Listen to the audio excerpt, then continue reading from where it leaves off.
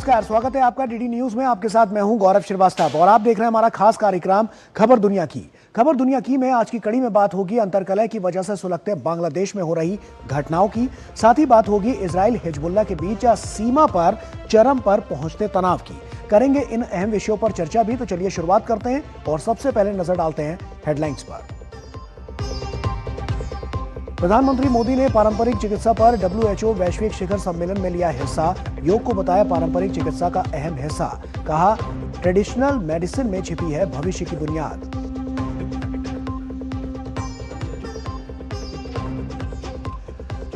छात्र नेता उस्मान हादी की मौत के बाद उबला बांग्लादेश। बेकाबू भीड़ की बंगबंधु के आवास में तोड़फोड़। डेली स्टार और प्रथम आलो के दफ्तर में भी लगाई आग। भीड़ का फिर टूटा अल्पसंख्यकों पर कहर। हिंदू युवक की पीट कर हत्या। EU ने यूक्रेन को 106 अरब डॉलर के ऋण पर जताई सहमति। जब्त रूसी संपत्ति पर फिलहाल फैसला नहीं। पुतिन की चेतावनी। कहा, फ्रीज की गई संपत्तियों के इस्तेमाल पर भुगतने होंगे गंभीर परिणाम। ऑस्ट्रेलिया में बोंडी बीच मास शूटिंग के बाद PM अल्बनीज का बड़ा ऐलान। कहा, सरकार हथियार वापस खरीदकर करेगी नष्ट। National fire arm buyback scheme की होगी शुरुआत। अमेरिका में टिकटॉक के भविष्य को लेकर अनिश्चितता खत्म। पेरेंट कंपनी बाइट डांस ने 3 निवेशकों के साथ किया समझौते पर हस्ताक्षर। ओरेकल, सिल्वर लेक और MGX की 45% हिस्सेदारी।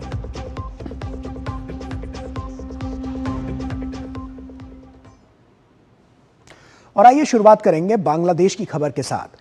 बांग्लादेश में दरअसल इस वक्त जो स्थितियां हैं वो चरम पर नजर आ रही हैं, क्योंकि साफ तौर पर वहां पर जो आगजनी है वो बढ़ती हुई नजर आ रही है। और इसके बाद से लेकर तमाम जो अटकलें हैं वो लगाई जा रही हैं कि आखिर ऐसा क्यों हो रहा है, बांग्लादेश में इस तरह की स्थिति मौजूदा दौर में आखिर क्यों देखने को मिल रही है। इन सब अहम विषयों पर हम चर्चा तो करेंगे, साथ ही साथ आपको ये भी बताएंगे कि आखिर ये स्थिति यहां तक पहुंची कैसे और इसका क्या इंपैक्ट पूरी दुनिया पर पड़ता हुआ नजर आ रहा है। दरअसल बांग्लादेश एक बार फिर आग में झुलसता हुआ नजर आ रहा है।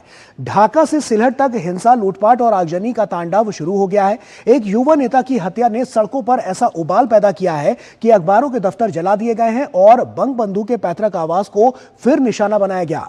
इस हिंसा की आग में अल्पसंख्यक हिंदू भी झुलस रहे हैं, जबकि यूनुस सरकार हालात काबू में लाने में नाकाम दिख रही है। ऐसे में क्या बांग्लादेश एक बार फिर अराजकता की खाई में फिसल रहा है? आइए देखते हैं।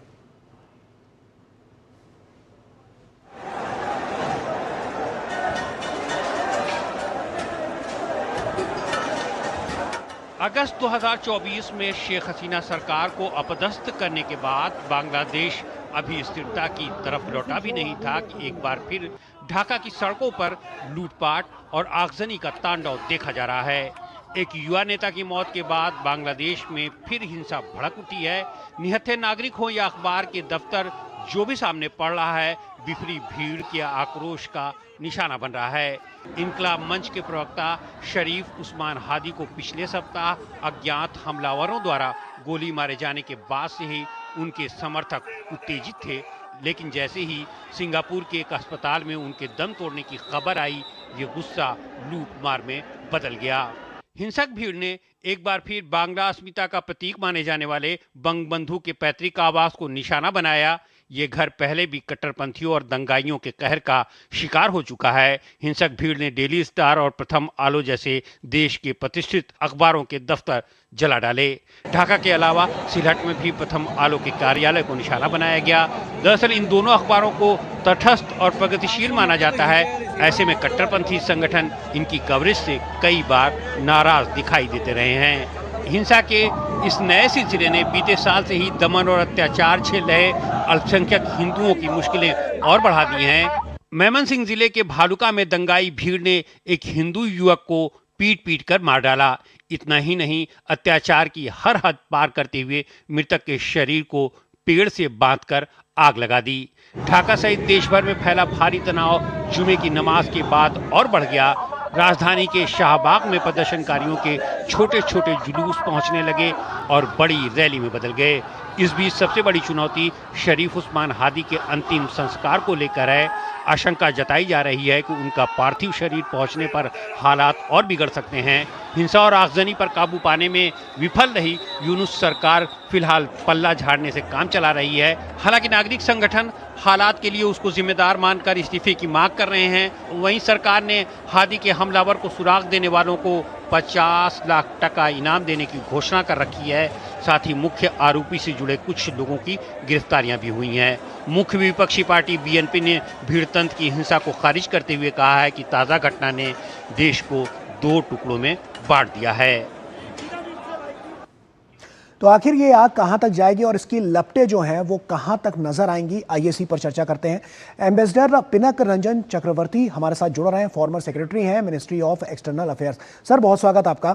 और उसी के साथ सबसे पहला सवाल, शरीफ उस्मान हादी, ये नाम खास तौर पर देखें तो बांग्लादेश में इस वक्त सबसे ज्यादा इसी की वजह से ये जो आगजनी और पूरी घटनाक्रम देख रहे हैं ये नजर आता है।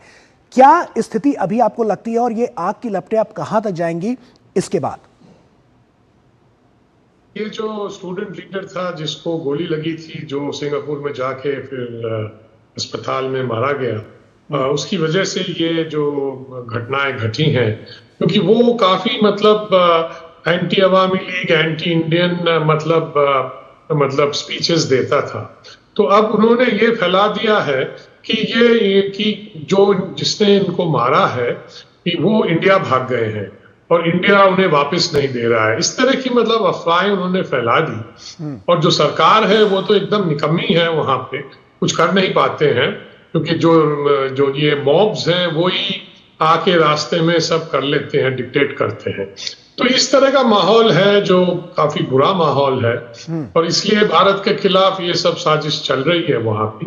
ये विदेशी हाथ भी है इसमें, क्योंकि ये मानना बहुत मुश्किल है कि ये जो एजिटेशन अभी हुआ जो लास्ट 2 डेज में, क्या ये स्पॉन्टेनियस था या किसके पीछे भी साजिश थी, किसी का हाथ था? ये तो सब लोग कह रहे हैं कि किसी का हाथ है, क्योंकि एंटी इंडिया फीलिंग्स जितना वो बढ़ाएंगे तो वो समझते हैं वोटर जो है उसमें इन्फ्लुएंस होगा, यंग पीपल हैं जो नैरेटिव बनाएंगे। इसलिए जो जैसे जमात इस्लामी है, anti Indian pro Pakistani forces हैं, तो उनको वोट ज्यादा मिल जाए, ये उनकी आशा है। और कुछ लोग तो ये समझ रहे हैं कि शायद ये दंगा फसाद जो करा रहे हैं उसका वजह एक और भी हो सकता है कि वो इलेक्शन को ही पोस्टपोन कर, क्योंकि इलेक्शन में एक अगर फ्री एंड फेयर इलेक्शन हुआ तो ये जो फोर्सेस है वो जीत नहीं पाएंगे। ऐसे में सवाल आता है जी पिनक सर, सवाल आता है कि यूनिस जो है वो किस तरह का एक्शन यहाँ पर लेते हुए नजर आ रहे हैं? क्या कोई स्टेप भी उठा रहे हैं या अमूमन जो स्थिति है वो जस की तस ऐसी ही बनी रहेगी और आगे कहां तक इसमें हम और इस तरह की जो तस्वीरें हैं वो देख पाएंगे? मुझे लगता है वी शुड बी प्रिपेयर्ड कि आगे भी वायलेंस होगा। बांग्लादेश में इन नॉर्मल टाइम्स में भी इलेक्शन में बहुत वायलेंस होता है, रास्ते में मारपीट, लोगों को मारना, ये सब चलता रहता है, एक दूसरे को अटैक करना, कैंडिडेट्स को। अब तो और भी ज्यादा होगा, क्योंकि इनको अपने जो मॉब वायलेंस का जो उनका हथियार है वो उन्होंने आजमा के देख लिया है, और यही होगा इलेक्शन से पहले। और प्रोफेसर यूनुस की गवर्नमेंट के बस का नहीं है इसको रोकना, क्योंकि साजिशें बहुत चल रही हैं और ये वैसे भी निकम्मे हैं, इनसे गवर्नेंस नहीं हो रहा है। ये बड़ी बड़ी बातें करते हैं पर रास्ते जो शायद ये मिले हुए हैं इनके साथ, ये भी लोग कह रहे हैं कि शायद ये मिले हुए हैं, कि जानबूझ के करा रहे हैं इस तरह से, क्योंकि सत्ता में वो बना रहना चाहते हैं, इलेक्शन नहीं कराना चाहते हैं। लेकिन आपको क्या ऐसा लगता है कि इस तरह की जो परिस्थितियां हैं और उसमें अगर ऐसा यूनुस करते हैं तो क्या वो उनकी सत्ता में वापसी हो सकती है? ये संभव है, ऐसा लगता है आपको? नहीं, ऐसे चलता रहेगा ना, वो बैठे रहेंगे अपनी कुर्सी पे, जो उनके इर्द गिर्द जो एडवाइजर हैं वो भी बैठे रहेंगे, और स्टूडेंट अपना जो कर रहे हैं कर लेंगे, तो पैसा बनाना ये सब तो चल ही रहा है वहां पे, और लोगों को धमकाना, डराना, अपनी सत्ता जो है वो चला रहे हैं, वैसे चलता रहेगा। पर पता नहीं मुझे बांग्लादेश की जनता इसको कब तक सहन करेगी, और मुझे लगता है कि इलेक्शन इसीलिए वो करवाना चाहते थे, पर मुझे लगता है कि अब वो जो इलेक्शन के विरुद्ध की जो शक्ति है वो काफी हावी हो रही है। लेकिन बांग्लादेश वो की शायद जो करने ही अभी लगे। अमूमन स्थिति जो बनी हुई है, जो अभी हम देख पा रहे हैं तस्वीरों में, आगजनी की घटनाएं और तमाम घटनाएं हम देख पा रहे हैं, ढाका से लेकर अन्य जो अलग अलग इलाके हैं वहां पर इंटरनेशनल इंपैक्ट कितना पड़ता हुआ नजर आएगा, क्योंकि बांग्लादेश की हालत किसी से छिपी नहीं है। ऐसे में वर्ल्ड फोरम पर इसको लेकर किस तरह के जो बड़े मतभेद हैं वो नजर आ सकते हैं? देखिए, दुनिया के जितने भी ऑर्गेनाइजेशंस है, यूएन वगैरह हैं, जो भी हैं, एनजीओज वगैरह हैं, सब ने कहा है कि आप free, fair and inclusive election कराइए, तब जाके आपको मतलब बांग्लादेश फिर अपने सही जगह पर पहुंचेगा, डेमोक्रेसी वापस आएगा।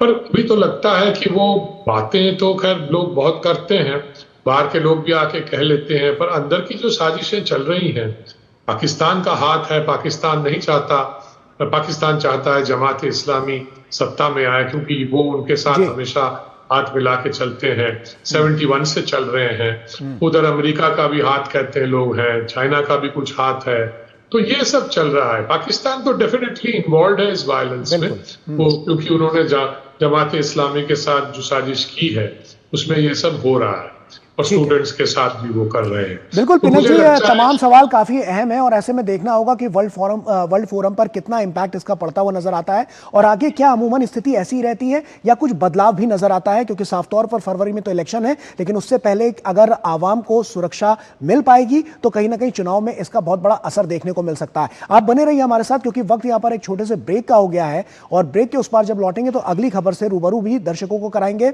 जो कि इजराइल अटैक को लेकर है, जो लेबनान पर हुआ है, और क्या कुछ उसका जो मायने हैं वो क्या कहते हैं और किस तरह से ये बहुत ज्यादा भीषण होता हुआ नजर आ रहा है। सब कुछ बताएंगे एक छोटे से ब्रेक के बाद, और उसी पर चर्चा करेंगे। जल्द हाजिर होते हैं।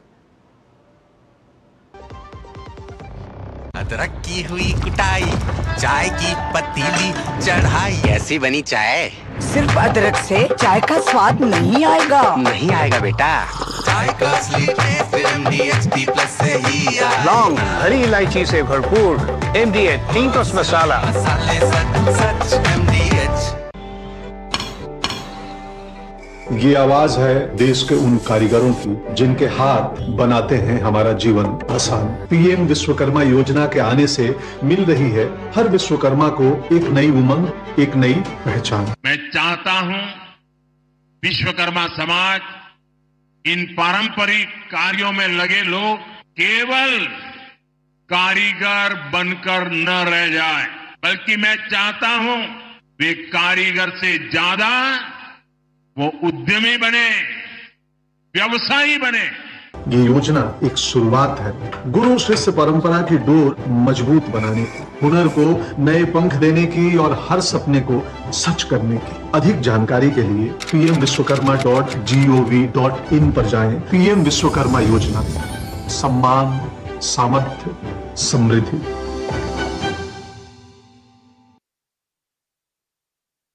जब धरती चीर कर निकलता है लोहे का पत्थर और मिलता है मोंगिया के जोश से, फिर तपता है, पिघलता है और बनता है फौलाद। अब होता है सरिया सारी खूबियों के साथ। मोंगिया स्टील, मजबूत देश का मजबूत सरिया। सुनो, एक अच्छी इंश्योरेंस पॉलिसी AI से पूछते हैं। एक ऐसी पॉलिसी जिसमें प्रीमियम पेमेंट हो लिमिटेड पर इनकम आती रहे लाइफ टाइम। LIC का जीवन उत्सव। एक ऐसी पॉलिसी जो दे होल लाइफ इंश्योरेंस कवर भी। LIC का जीवन उत्सव। वाओ, चलो तो LIC की जीवन उत्सव पॉलिसी ही लेते हैं। मैं भी तुमसे यही कह रही थी, LIC का जीवन उत्सव। लाइफ टाइम सेलिब्रेशन मनाइए LIC के जीवन उत्सव के साथ, फ्यूचर सेट है। ओए, लड़के वाले आ गए। खाली खाना कहाँ है? अनाज तो नहीं मैडम। क्या? क्यों? क्योंकि किसान छुट्टी पर हैं। ऐसा हो सकता है क्या? नहीं ना, क्योंकि हम किसान जानते हैं सब हमारे भरोसे हैं, इसलिए हमारा भरोसा ग्रो मोर। जिनके भरोसे दुनिया, उनका भरोसा ग्रो मोर। पढ़ता है, खेलता है, झूलता उछलता है, दौड़ता कभी कभी दौड़ कर आता है, आगे आगे बढ़ता है इंडिया, अमूल दूध पीता है इंडिया। गोल्डी छोले मसाले, जहाँ जाएं रिश्ते बनाएं। गोल्डी लाए हैं फ्रेश लॉक टेक्नोलॉजी, जो रखे मसालों को हर समय फ्रेश। ब्रेक के बाद एक बार फिर से आप सभी का स्वागत है। इजराइल हिजबुल्लाह को लेकर जो युद्ध विराम था, लेकिन उसके बावजूद किस तरह की स्थिति हुई है वो साफ तौर पर नजर आ रही है। और ये हम आपको बताएंगे कि आखिर ऐसा क्यों हो रहा है और इसके पीछे की जो रणनीति है वो क्या कहती है, क्योंकि साफ तौर पर देखा गया है कि इंटरनेशनल फोरम पर भी इसका बहुत बड़ा इंपैक्ट पड़ता हुआ नजर आ रहा है, जो आने वाले समय में जो राह है उसको और कितना कठिन बनाता हुआ नजर आएगा, ये हम बताएंगे। इजराइल हिजबुल्लाह युद्ध विराम के बावजूद लेबनान की सरहद पर बारूद की गंध फिर से तेज हो गई है। दक्षिणी लेबनान से हिजबुल्लाह के निशस्त्रीकरण की समय सीमा नजदीक आते ही इजराइल ने हमले बढ़ा दिए हैं, जबकि हथियार छोड़ने से इनकार ने हालात और उलझा दिए हैं। निगरानी समिति की बैठक से पहले हुए ये हमले सवाल खड़े कर रहे हैं कि क्या हिजबुल्लाह वाकई घुटने पर है या ये जंग एक नए दौर में प्रवेश कर रही है। आइए देखते हैं।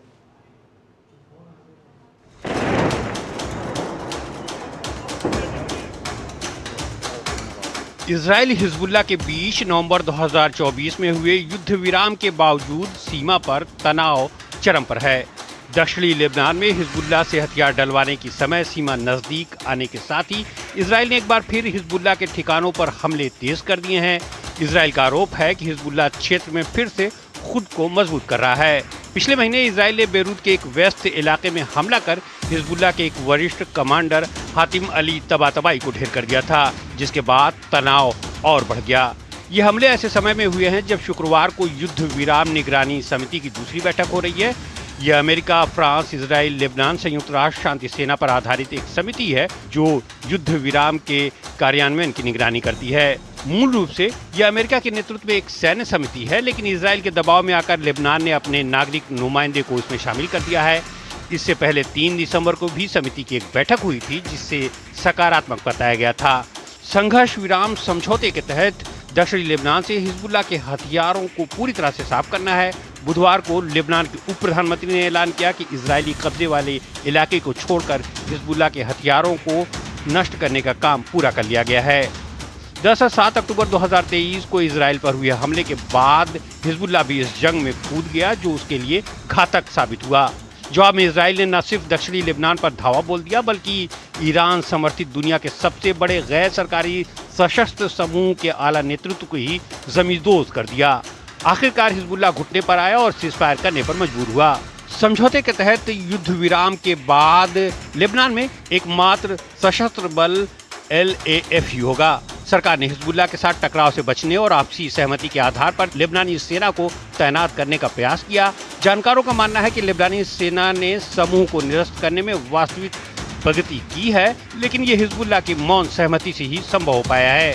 कुल मिलाकर हिजबुल्लाह इजराइल को बड़ा खतरा बताते हुए हथियार छोड़ने के लिए तैयार नहीं है, क्योंकि दक्षिणी लेबनान के 5 स्थानों पर अब भी इजराइल काबिज है। कई जानकार ये भी दावा कर रहे हैं कि हिजबुल्लाह के दक्षिणी बेरूत और बेका घाटी में हथियारों के भंडार अब भी मौजूद हैं। हिजबुल्लाह के कमजोर होने के साथ ईरान लेबनान से बाहर हो चुका है। अब अमेरिका, सऊदी अरब और कतर का अमल दखल बढ़ चुका है। लेबनानी सरकार की निगाहें खाड़ी देशों से मिलने वाली पुनर्निर्माण निधि पर टिकी हुई है। 2025 की शुरुआत में इसे देने का वादा किया गया था, लेकिन अब तक इस पर अमल नहीं हो पाया है। अमेरिका पहले ही कह चुका है कि अनुदान से पहले निरस्त्रीकरण की दिशा में प्रगति दिखानी होगी। एम्बेसडर पिनक चक्रवर्ती हमारे साथ लगातार जुड़े हुए हैं। पिनक जी, आप ही का रुख कर रहा हूं और चर्चा की इसकी शुरुआत करते हैं इस टॉपिक की, क्योंकि साफ तौर पर हम देखें तो आपको क्या लगता है, क्या ये जो युद्ध विराम है वो सिर्फ कागजों तक सीमित रह गया है या अड़चन कोई और भी नजर आ रही है? और जिस तरह की अभी मनोस्थिति और साफ तौर पर जो हम देख रहे हैं कि अभी जो स्थितियां बनी हुई हैं वो आगे किस ओर इशारा कर रही हैं? एक युद्ध विराम तो है, उसमें कोई शक नहीं है, पर उसके साथ साथ जो है, जो हिजबुल्लाह है जिसको अपना डिजाम करना है, अपने हथियार डालने हैं, वो नहीं हो पा रहा है, क्योंकि वो हथियार छोड़ना नहीं चाहते। उनको अपना दबदबा बना रखा है सदर्न लेबनान में। एक जमाना था जब इजराइल ने सदर्न लेबनान पे कब्जा कर दिया था, लिटानी रिवर तक उन्होंने अपने कब्जे में रखा था, क्योंकि हिजबुल्लाह बहुत सालों से वहां से अटैक कर रहा है, वो एक प्रॉक्सी बना हुआ है। और लेबनान की सरकार जो है वो कमजोर है, इसको संभाल नहीं पाते हैं। ये एक शिया समूह है जो ईरान के साथ उनके अच्छे संबंध है और ईरान से उनको हथियार मिलते हैं। तो मुझे लगता है कि अब यह सीज़फायर का ये था, अमेरिकी दबाव था कि आप हिजबुल्लाह को मतलब उनसे हथियार करवा लें, पर वो थोड़ा बहुत हुआ है पर ज्यादा नहीं हो पाया है, क्योंकि जो LDF जो है, तो लेबनीज डिफेंस फोर्सेस है, उनको सीज फायर के अंडर में उनको पूरा सदर्न लेबनान पे उनको कब्जा करना है, क्योंकि कुछ ऐसे जगह हैं जहां उनका कब्जा ही नहीं है, जहां वो जा भी नहीं पाते, क्योंकि हिजबुल्लाह इतना मतलब हावी है उन जगहों पे। तो ये है सिचुएशन। इसलिए जब मौका मिलता है तो वो 2-4 रॉकेट छोड़ देते हैं जो इजराइल के जो नॉर्थ इजराइल में जाके गिरता है और नुकसान पहुंचाता है, कभी कभी लोग मर भी जाते हैं उसमें। तो इसीलिए इजराइल तो बहुत सालों से इनको मतलब खत्म करने की कोशिश कर रहा है, कोई नई बात नहीं है। अब नई बात इसलिए हो गई क्योंकि वो अक्टूबर 7 का जो हादसा हो गया था, उसकी वजह से पूरा मतलब जो कॉन्फ्लिक्ट फिर चालू हो गया। तो इस सब ने मिलकर देखा कि इजराइल को ये मौका है कि पीटने का, पर वो मतलब उन्होंने अंडर एस्टिमेट किया इजराइल उतना आसान नहीं है कि वो छोड़ देगा। तो इसलिए मुझे लगता है कि अब इजराइल वहां पे कभी कभी देख रहे हैं, उनकी इंटेलिजेंस अच्छी है, वो उनके जो लीडर वगैरह हैं, जैसे उन्होंने ईरान में भी किया है, कभी कभी जो लीडर अब वगैरह ऐसे में सवाल ये आता है पिनक जी कि इसमें जो हम पूरे मॉडल को देख रहे हैं, अमेरिका का कितना बड़ा इसमें योगदान आप देख पा रहे हैं, और किस तरह से जो तमाम अभी तक चीजें जो चलती हुई नजर आई हैं उसमें अमेरिका का रोल कितना अहम है अभी इस पूरे कॉन्फ्लिक्ट को लेकर? देखिए, अमेरिका दुनिया का सबसे बड़ा पावर है, तो रोल तो है, और इजराइल के साथ उनके बहुत अच्छे रिश्ते हैं। वो सारे हथियार जो है इजराइल के वो अमेरिका से आता है, ठीक है, और उनको काफी पैसे भी मिलते हैं, और उनकी जो कम्युनिटी है, जूइश कम्युनिटी है, काफी पावरफुल है वहां पे, उनके पास काफी खजाना है, वित्त है। तो मुझे लगता है कि अमेरिका का रोल तो सीज फायर में तो था ही। अमेरिका ने तो सीज फायर में जो दबाव डाल के सीज फायर करवाया था सब मतलब पार्टियों या इजराइल को समझाया था कि अगर आप अब सीज फायर कर दीजिए, पर इजराइल ने कहा कि सीज फायर तो हम कर लेंगे, पर ये लोग जो अगर हमें अटैक करते रहे तो हम अपना राइट रखेंगे इनको वापस अटैक करने का। और वही हो रहा है अभी, क्योंकि छुटपुट जो हिजबुल्लाह के रॉकेट वगैरह गिरते हैं तो इसमें अमेरिका लेबनीज गवर्नमेंट में भी प्रेशर डाल रहा है, सब पे डाल रहा है, पर हिजबुल्लाह पे तो वो प्रेशर डाल नहीं सकते, क्योंकि वो उनके साथ कोई बातचीत तो अमेरिका की नहीं होती है, पर शायद लेबनान के थ्रू बातचीत हो रही होगी, जिससे वो कह रहे होंगे कि अगर आप हथियार डाल दें तो शांति बहाल हो सकती है। बिल्कुल। चलिए, बहुत बहुत शुक्रिया आपका हमसे जुड़ने के लिए और तमाम बातचीत विस्तार से यहाँ पर करने के लिए, तमाम जो गहराइयाँ हैं इस दोनों खबरों की, दोनों अहम विषयों की, उस पर विस्तार से रोशनी डालने के लिए बहुत बहुत शुक्रिया आपका। और आइए अब आगे बढ़ते हैं और अब नजर डालते हैं कुछ और महत्वपूर्ण अंतर्राष्ट्रीय खबरों पर। यह हम आपको दिखाएंगे, लेकिन एक छोटे से ब्रेक के बाद।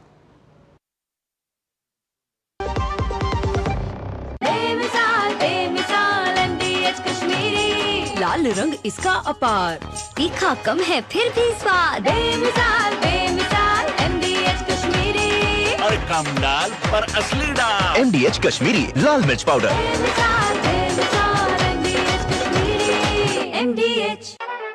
कहाँ है? जॉब पर हूँ, बस अभी ऑफिस पहुँचा हूँ। ऑफिस में मेरा भी ऑफर लेटर आ गया है और 10 दिन में ज्वाइनिंग है। अरे वाह, फिर तो तुम प्रधानमंत्री विकसित भारत रोजगार योजना से जुड़ो। प्रधानमंत्री विकसित भारत रोजगार योजना करीब 3.5 करोड़ नौजवानों को रोजगार के नए अवसर बनाएगी। भारत सरकार की इस योजना से पहले जॉब पाने वाले एम्प्लॉइज को उनकी सैलरी के साथ 15,000 तक का इंसेंटिव 2 किश्तों में मिलेगा। मतलब नौकरी, सिक्योर फ्यूचर और बचत तीनों एक साथ। योजना की अधिक जानकारी के लिए pmvbry.labor.gov.in पर विजिट करें। पढ़ता है, खेलता है, झूलता उछलता है, दौड़ता कभी कभी दौड़ कराता है, आगे आगे बढ़ता है इंडिया, अमूल दूध पीता है इंडिया।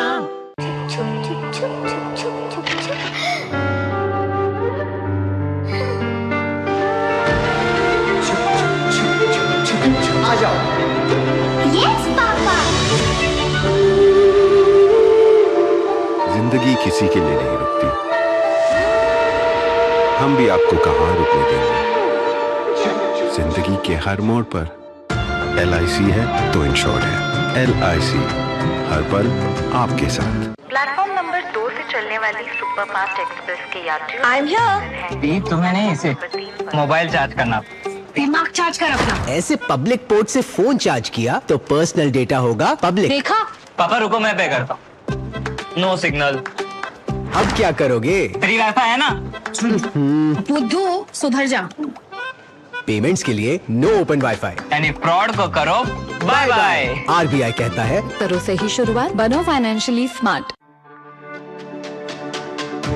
मेरी पसंद, मेरी पसंद, मेरी पसंद, मेरी पसंद, हमारी पसंद। हम सबकी पसंद। मजबूत देश का मजबूत सरिया हो गया स्टील। गोल्डी छोले मसाले, जहाँ जाए रिश्ते बनाए। गोल्डी लाए हैं फ्रेश लॉक टेक्नोलॉजी, जो रखे मसालों को हर समय फ्रेश। और इसी के साथ फिलहाल इतना ही, लेकिन जाते जाते कुछ और महत्वपूर्ण अंतर्राष्ट्रीय खबरें आपको दिखाते हैं। तो इसी के साथ खबर दुनिया की में फिलहाल अभी के लिए इतना ही। हमारी पूरी टीम को दीजिए इजाजत। आप बने रहिए डीडी न्यूज के साथ। नमस्कार।